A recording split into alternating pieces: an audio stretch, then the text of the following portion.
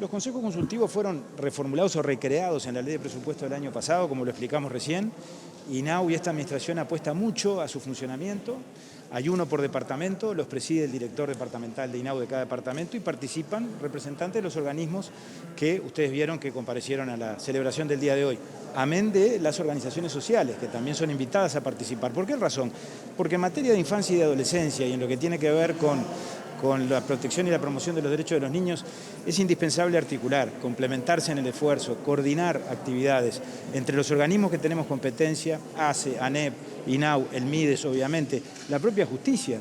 Pensemos que, como yo decía recién, el mismo niño que va a un club de niños en determinado turno, a contraturno asiste a la escuela primaria o al revés, y al mismo tiempo, bueno, cuando se ve enfrentado a una situación de vulneración de derechos o de riesgo de daño por una situación de violencia, es la justicia y la fiscalía la que debe interactuar con INAU para darle protección. Por eso es necesario que todos estemos integrados. Ese es el sentido, se han instalado ya en todos los departamentos del país, faltaba el departamento de Montevideo, y aprovechamos el Día Internacional de los Derechos del Niño simbólicamente para constituirlo con la máxima representación de los distintos organismos. ¿Abdala hace parte de algún diagnóstico de la situación en nuestro país? Mire, yo creo que hay un diagnóstico que hay que verlo en perspectiva. Creo que tenemos que ser conscientes de la tradición que nosotros heredamos. El Uruguay es un país donde la atención a la niñez ha estado en el centro de las preocupaciones del sistema político. Hemos construido, diría yo, una política de Estado en ese sentido. Somos un país de vanguardia en cuanto al reconocimiento de los derechos. La aprobación del Código de la Niñez tiene más de 80 años. Como yo decía recién, fuimos uno de los primeros países que aprobó la Convención de los Derechos del Niño. En septiembre del año 90 la Convención ya estaba vigente.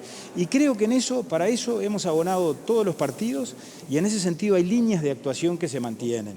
Yo creo que a esta altura no hay ningún uruguayo del partido que sea que no entienda la necesidad de que el Estado ponga en el centro de las preocupaciones el tema de la niñez.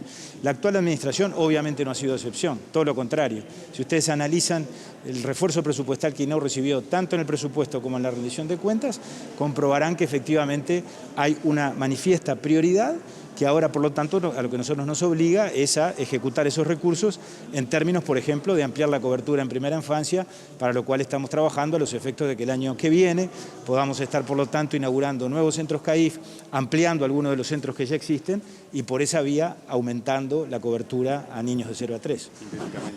Sintéticamente, ¿cuáles son las prioridades que va a poner INAU sobre la mesa del Consejo Consultivo?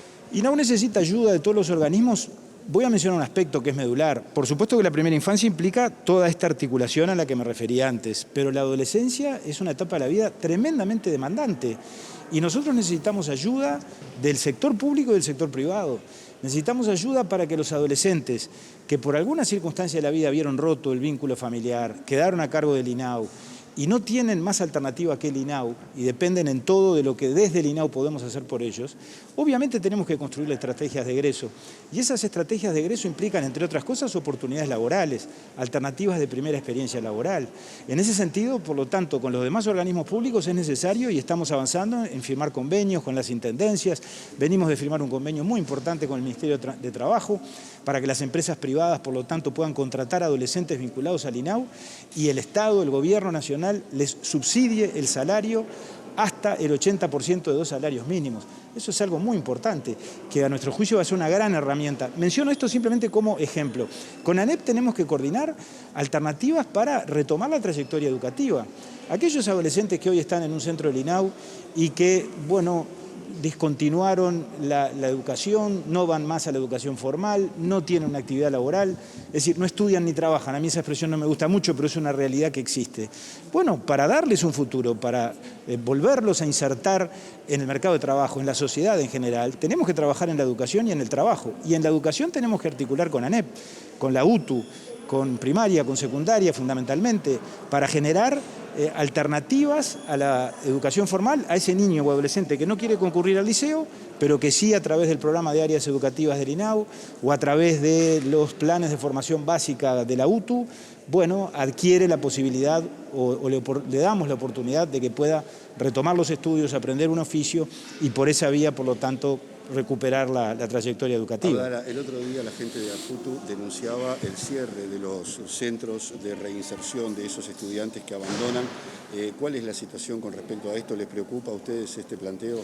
En absoluto. Nosotros no solo no hemos sufrido ningún cierre, Los planes y los convenios de formación básica profesional están plenamente vigentes, los hemos renovado con la UTU y es más, hemos agregado valor, porque recientemente, y creo que ustedes participaron porque tuvo una amplia cobertura, firmamos un nuevo convenio con la UTU incorporando un proyecto que antes no existía, que tiene que ver con el emprendedurismo, con la posibilidad de que esos mismos adolescentes puedan concurrir a la UTU, ya no solo a aprender un oficio, sino a que con la UTU, aprendiendo el oficio, la UTU los ayude a conformar su pequeña empresa, su microempresa, vinculada por supuesto con actividades asociadas a la enseñanza técnica o también a los servicios o también al comercio, y que a partir de allí por lo tanto puedan tener alguna alternativa de trabajo y una aproximación al mercado de trabajo.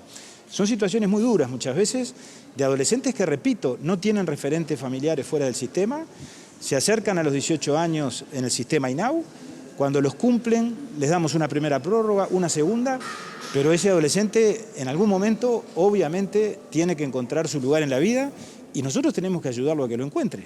Y realmente es muy desafiante cuando eso ocurre y son historias que muchas veces empiezan desde la primera infancia, por eso es tan importante flexibilizar o apurar el régimen de las adopciones, porque estas historias son historias que muchas veces empiezan tempranamente, cuando esos niños son abandonados, cuando se fracasa en la revinculación con su familia biológica y cuando el proceso de adopción eventualmente no se concreta porque el tiempo pasa y ellos crecen, después los condenamos a que cumplan los 18 años en el INAU.